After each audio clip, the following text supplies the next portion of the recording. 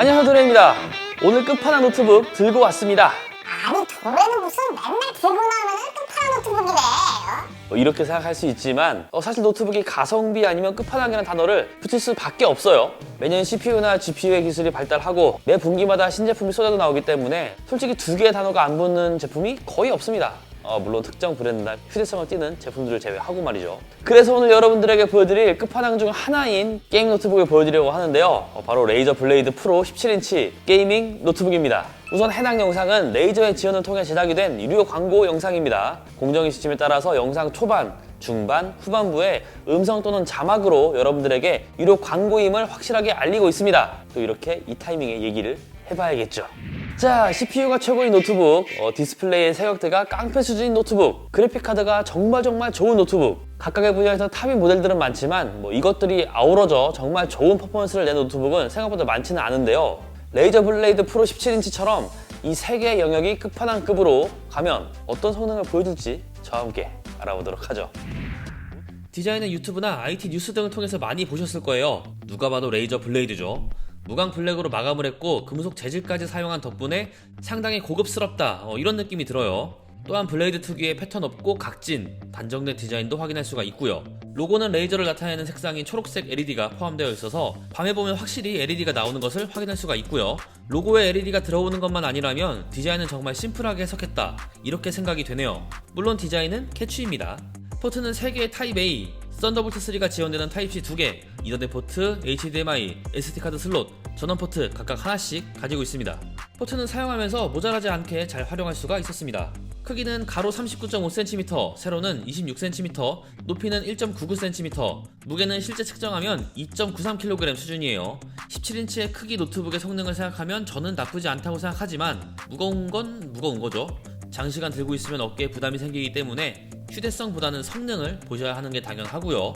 우선 스티커를 통해 알 수 있듯이 4K 해상도의 120Hz 주사율을 지원하는 TFT 터치 디스플레이를 가지고 있습니다. 터치와는 전혀 상관이 없어 보이는 제품 디자인인데 지원된다고 해서 했었던 기억이 있네요. 물론 없는 것보다는 있어도 안 쓰는 게 훨씬 나아요. 전반적으로 디스플레이의 품질은 매우 훌륭합니다. 색역대를 살펴보면 sRGB와 어도비 RGB는 측정 한계치인 100%, P3는 92%, NTSC는 96%입니다. 게임용인 걸 생각해보면 너무 과합니다. 정말 과해요. 그 정도로 색상을 표현하는 범위가 엄청 넓다고 할 수가 있고요.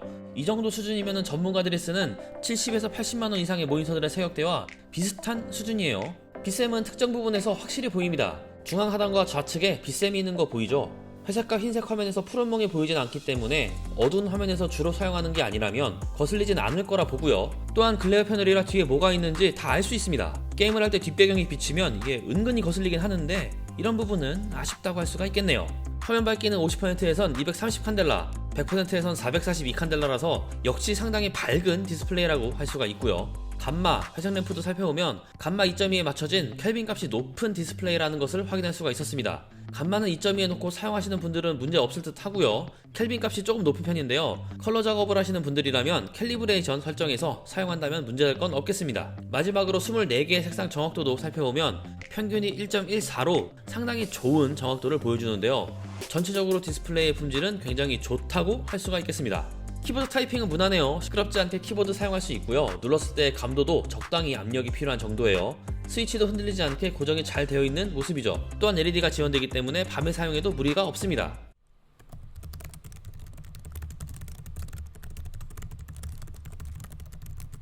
다만 17인치의 크기인 만큼 우측에 키패드가 있었으면 활용성에 있어서 조금 더 좋지 않았을까 생각을 해보네요. 트랙패드는 표면이 부드러워서 커서 이동시키기에도 좋고요. 표준이라고 볼 수 있기 때문에 딱히 할 말은 없습니다.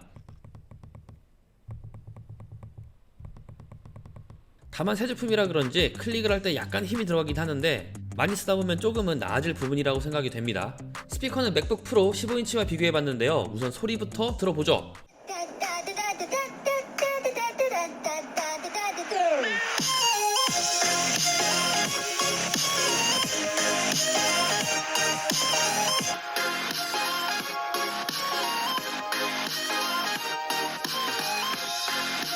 다들 알고 있겠지만 맥북 프로 스피커는 노트북 가운데서 가장 좋아요. 그리고 저는 비교할 수 있는 환경이라면 이렇게 테스트를 하죠. 맥북 프로와 비교해보면 생각보다 차이가 없습니다. 물론 전체적인 볼륨이 조금 작고요. 베이스도 빈약하죠. 그런데 윈도우 노트북 가운데서 이 정도로 소리가 좋은 노트북이 거의 없거든요. 윈도우 노트북 계열에선 최상위권 스피커일 거라고 확신합니다. 그 정도로 소리가 괜찮았거든요. 벤치마크를 하기 전에 간단히 성능부터 얘기하자면 그래픽카드는 RTX 2080 슈퍼 맥스 Q가 들어갔으며 CPU는 인텔 10세대 i7 10875H에요. 8코어 16스레드죠. 그리고 램은 삼성전자의 DDR4 16GB, 저장장치는 삼성전자 PM981A 1TB입니다. 우선 저장장치 속도부터 확인해보면 쓰기 읽기 문제 없습니다. 정상적인 NVMe 속도라고 볼 수가 있고요. 다음은 시대벤치로 CPU의 성능을 확인해볼게요. 싱글 스코어는 485점, 멀티 스코어는 3419점을 보여줬는데요. 야, 모바일 CPU 성능 정말 좋아졌네요. 이 정도 수준이면 1, 2세대 차이는 나지만 6에서 8코어 데스크탑 CPU 수준까지 따라온 거죠. 외장 모니터로 연결을 해서 사용한다면 이게 데스크탑인지 노트북인지 체감할 수 없을 정도예요. 다음은 그래픽카드까지 같이 확인해볼게요. 3D마크 타임스파이는 합계 9349점, 파이어 스트라이크는 그래픽 스코어는 24331점, 피직스는 2465점, 합계 2275점을 보여줬는데요. 파이어 스트라이커 기준 상위 10%에 위치한 성능이기 때문에 성능에 있어서 부족한 부분은 절대 없겠네요. 이제 게임으로 테스트를 해보겠습니다. 모든 게임은 4K 해상도 풀옵션, 렌더링 스케일은 100%로 진행했습니다. 먼저 오버워치, 하위 1%는 59프레임, 평균 74프레임, 최대 90프레임을 볼 수가 있었는데요. 최상 옵션이기 때문에 옵션은 높음 정도로만 두어도 100프레임 초반을 볼 수가 있어요. 110에서 120프레임 정도라면 게임하는데 전혀 지장 없는 수준이죠. 섀도우 오브 더 툼레이더는 평균 57프레임을 보여줬는데요. 확실히 고사양 게임이라는 게 느껴지네요. 레인보우 6는 최소 122프레임, 평균 141프레임, 최대 185프레임을 보여줬고요. 풀옵션인데도 해당 모니터를 완벽하게 사용하는 수준이죠. 배그는 풀옵, 국민옵 두 가지 해봤는데요. 풀옵션은 하위 1%는 56프레임, 평균 74프레임, 최대 79프레임을 볼 수가 있었고, 국민옵은 하위 1%는 55프레임, 평균 127프레임, 최대 144프레임을 볼 수가 있었습니다. 옵션 타입을 하면 게임을 원활하게 플레이가 가능한 수준이고요. 위쳐3 40프레임 후반부터 50프레임 후반까지 나오는 것을 확인할 수가 있었는데요. 확실히 고사양 게임이기 때문에 몇몇 개의 옵션을 낮춰준다면 지금보다는 훨씬 쾌적해지겠네요. 4K 풀옵션을 100% 소화할 수 있는 제품은 아니지만 옵션 타입을 조금만 해주면 좋은 디스플레이를 완벽하게 활용할 수 있는 성능을 보여주고 있습니다. 남들보다 빠르게 반응해야 하는 게임에선 약간의 옵션 타협을, 혼자 즐길 수 있는 게임에선 풀옵션을 선택한다면 게임 진행엔 전혀 문제가 없을 거라 생각이 되네요. 상당히 좋은 성능이 들어간 만큼 소음은 당연히 있겠죠. 팬이 빠르게 돌면 60dB이 넘기도 하며 게임을 하면서 안정적으로 팬이 돌아가면 55dB 수준을 유지해줍니다. 그래픽카드 온도는 상당히 안정적이었는데요. 로드엘 98%를 기준으로 66도까지 측정이 되었습니다. 그리고 게임으로 확인해보면 옵션이 높아질수록 CPU의 발열을 낮추기 위해 클럭이 낮아지는데요. 배그로 테스트해보면 국미도 테스트에선 3600에서 4000MHz 수준이었으나 프로 테스트에선 2900에서 3100MHz 전후로 CPU의 성능이 측정이 되었습니다. 팬 RPM에 따른 소음, 게임 옵션에 따른 퍼포먼스, 230W 지원 어댑터에서 가장 효율적인 구간을 찾다 보니 위와 같은 현상이 생기는 것 같더라고요. 물론 어디까지나 이건 제 추측인 거예요. 그래서 CPU의 온도가 평균 70도 후반, 피크를 찍어도 80도 초반 정도 유지가 되었습니다. 성능을 살짝 포기하면서 온도를 얻은 경우라고 보면 되겠습니다. 배터리 소모부터 알아보면 배터리 절약 모드 화면 밝기는 100%, 스피커의 볼륨은 50%, 그리고 유튜브에서 풀 HD 콘텐츠를 시청했습니다. 100%에서 10%까지 1시간 48분이 소요가 되었는데요. 디스플레이도 그렇고 성능도 그렇고 전력을 많이 사용할 수밖에 없어요.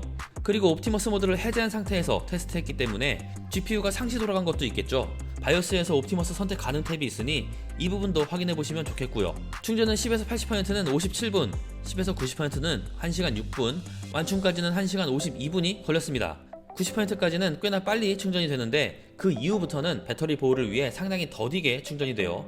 물론 90% 구간까지 속도는 빠른 편이라고 할 수가 있겠네요. 내부를 살펴보면 M.2 슬롯을 통해 저장 공간을 더 확보할 수 있으며 램 슬롯엔 램이 전부 꽂혀 있어요. 우선 내부 구성은 짜임새 있게 잘 되어 있습니다. 위쪽에 팬과 히트파이프 구성이 되어 있고 마감까지도 제대로 되어 있죠.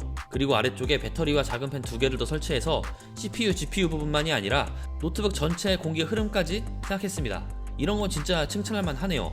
히트파이프 마감, 스피커의 마감, 완충 쿠션, 써멀 패드 등등 보이지 않는 곳까지 신경을 썼다는 게 바로 느껴집니다. 이렇게 며칠 동안 사용하면서 좋았던 부분, 아쉬웠던 부분을 정리해보자면 사용하면서 좋았던 부분은 데스크탑을 대체할 수 있는 성능, 노트북 재질과 외부 마감, 90%까지 충전 효율이 괜찮은 배터리, 내부 구성 및 내부 마감, 상대적으로 덜 시끄러운 팬소음, 품질 좋은 스피커, 이런 부분에서 굉장히 좋다고 느꼈고요. 사용하면서 아쉬웠던 부분은 키패드의 부재, 빠른 배터리 소모, 180도까지 지원하지 않는 디스플레이 각도, 높은 옵션에서 낮아지는 CPU의 클럭, 비싼 가격, 마지막으로 휴대하기엔 아직 부담스러운 무게였습니다.